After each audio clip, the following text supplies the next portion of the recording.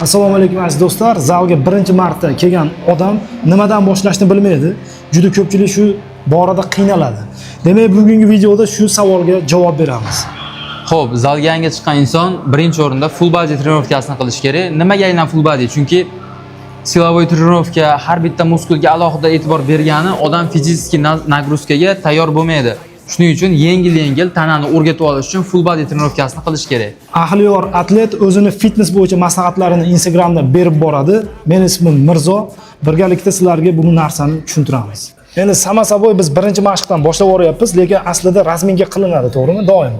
Ha, endi sama saboy razmika qilinadi. Har bitta misol maktabda jismoniy tarbiyada qanday razmika qilinsa, xuddi o'shanaqa qilib sustavlarda hamma yo'qlarni aylantirib qizitib oladi.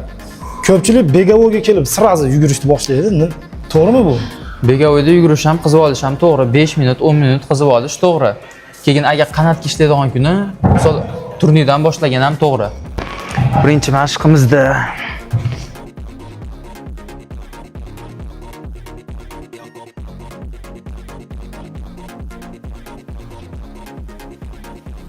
to'rt podxod 12 tadan bajariladi. Keyin negativ fazaga amal qilgan holatda chiqarayotganda sekin chiqaramiz. Totayotganda sal orqaga yotib ishlaymiz. Xo'p, paxodumiy savollar ham berib ketaman, qarang. Hamma trenerda o'zini podxodi bo'ladi-da. Ha. Ya'ni birorta shogirdga yondashadi.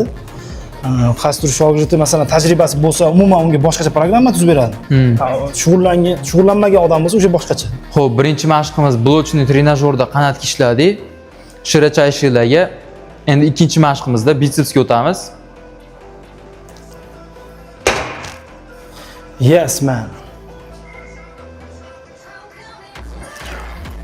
Bu mashqimizni ham 12 tadan 4 podxod bajaramiz.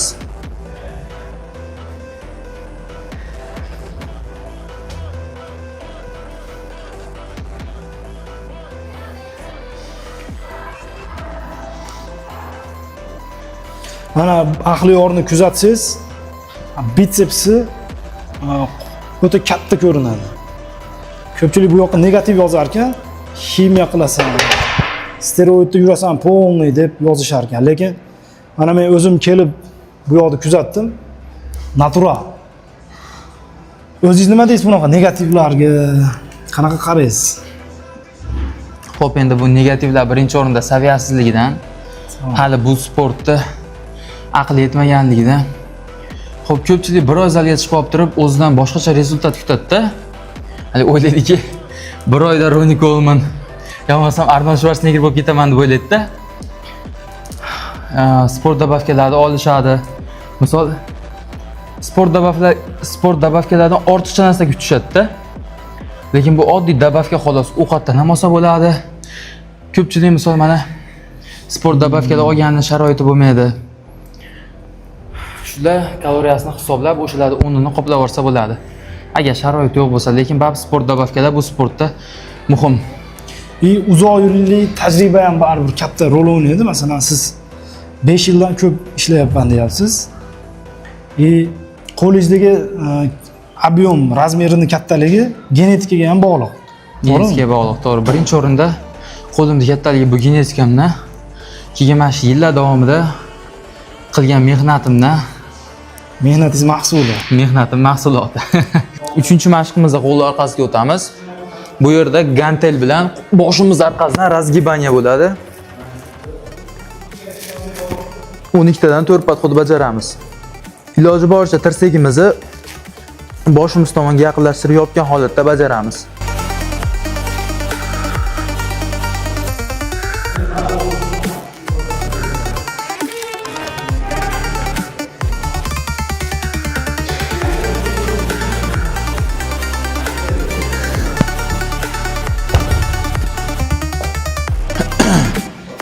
Boshlang'ich odam kelib turib, primo unaqa og'ir veslarda ishlash mumkin emas ishlash. Ha, endi travma bo'lish yuqori bo'ladi-da. Ba'zi birlarini ko'raman, masalan, oyoqqa keladi, 140 kiloda oladi. O'zi boshlaganiga endi 1 oy bo'ldi, lekin hobboniylik qilib yoki o'zidan qanaqadir qahramon yasab olib, og'ir veslarda prisedaniyalar qilib yoradi. Bu travmapasniy narsami? Shuni tushunish kerak-da odam. Endi og'ir ko'tarayotganda ham bitta sabab bo'lishi mumkin. Ko'nglida travmasi bo'lishi mumkin. Uradigan gap bo'ldi. yoki qizi tashlab ketgan bo'lishi mumkin.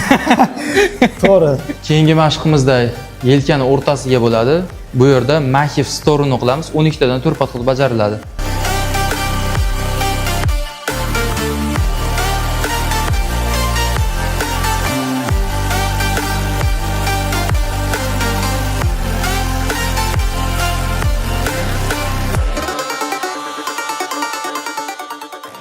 Full body deganimiz bu hamma mashqlarimiz hozir ko'rsatayotgan.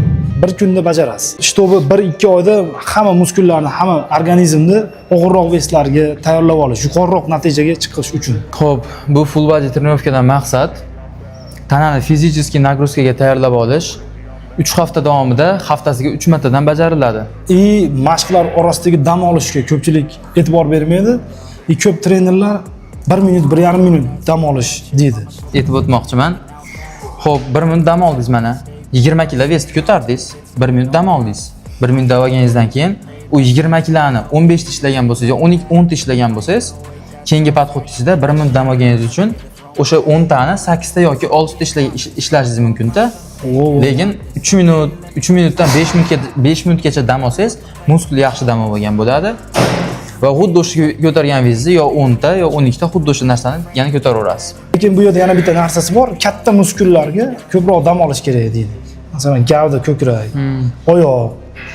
Shularga ko'proq dam olsa, rezultat foizi yaxshiroq bo'ladi. Endi keyingi mashqda biz primoy oyoqqa ishlaymiz. Ko'ryapsizlar, negativ faza ham ishlayapti. Biz Qattiqroq tepmadingiz. Tushirganda sekin tushiryapti. Xo'p, yangi zalga kelgan odam aytib o'tib ketishim kerakki, ko'proq trenajyorlar bilan ishlash kerak. Xo'p, keyingi mashqimiz bu gavda uchun, ya'ni ko'krak uchun qilamiz. Yangi zalga kelgan odam shu jim, shtangali narsalarga ko'p ham osilish kerak emas. Ko'proq mana shu aytib o'tib ketganimdek trenajyorlar bilan ishlash kerak ko'proq. To'g'ri. Keyin buni ham negativ faza ishlagan holatda chiqarganingizda, sekin yopib, sekin chiqarasiz. Yopasiz. Постоянно sekinda. Demak, gavda qismida сокращение bo'lish kerak. Ishlash kerak. Mana endi biz press mashqini qilamiz. Ko'pchilik esdan chiqarib qo'yadigan mashq aka. Ko'pchilik juda dangasalik qiladi, lekin dunyo bo'yicha press chiqarish qiyin. Nimada? Ko'pchilik mana shu og'ir press jarayonida ishlagandek og'riqdan, pressdan keyingi mana misol tiklanish press ishlagandan keyin og'riydi. Shundan ko'pchilik qo'rqadi deb o'ylayman. Oyoqdikidan. O'ng tarafdan chiqish kerakmi, chap tarafdanmi? Qaysi taraf qulay bo'lsa shundan. Muhim ishlasangiz bo'ldi aka. Bu bunaqa turganda o'ng qo'lim tepada tursinmi, chap qo'l? Okey. Xo'p, texnikasi bilan keyingi mashqimiz pressga bo'ladi. Qisilganda chiqarish kerak nafasni. Xo'p, demak, tushishda ham e'tibor beramiz, o'ng oyoq bilanmi, chap oyoq bilanmi? Oxirgi mashqimiz oyoqda ikrasiga bo'ladi. Xo'p, ko'p zallarda bu trenajyor bo'lmasligi mumkin. Agar bu ko'p zallarda bu trenajyor bo'lmasa, buni keyingi mashqda ham ko'rsatib o'tib ketamiz.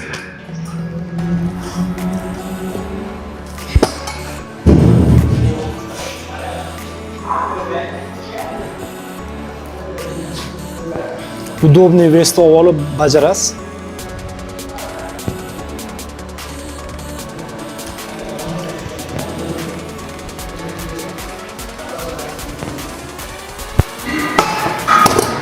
Okey. Bu zallarga bo'lmasa, xolos tosh qo'yasiz bo'ladi. Oyoq teparoqda turish uchun tosh qo'yasiz bo'ladi yo bo'lmasam любой biratda oyoqni ko'tarib turadigan joyga chiqib olib. Ras uchiga chiqdik, tushamiz.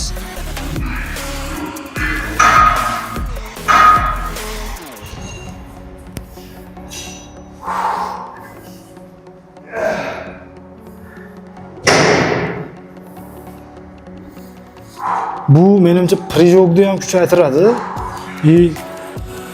Havoga bitta sakrashda bodybuilderlar uchib ketadi-yu.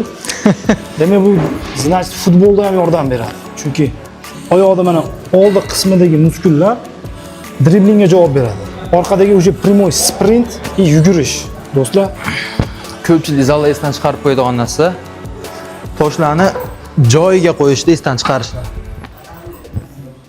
Xo'p, ma'lumot o'rnida aytib o'taman, 15 yoshli bitta bola boribdi-da bizda Andijonda trenerga borgan.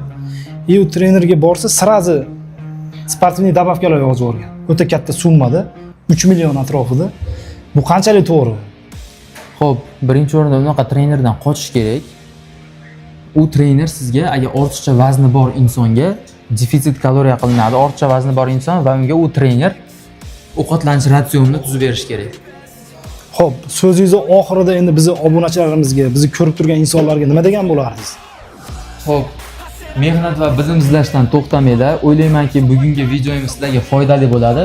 Keyingi video sonimizda sizlarga yana ham foydaliroq bo'lgan mashqlarni ko'rsatib o'tishga harakat qilamiz.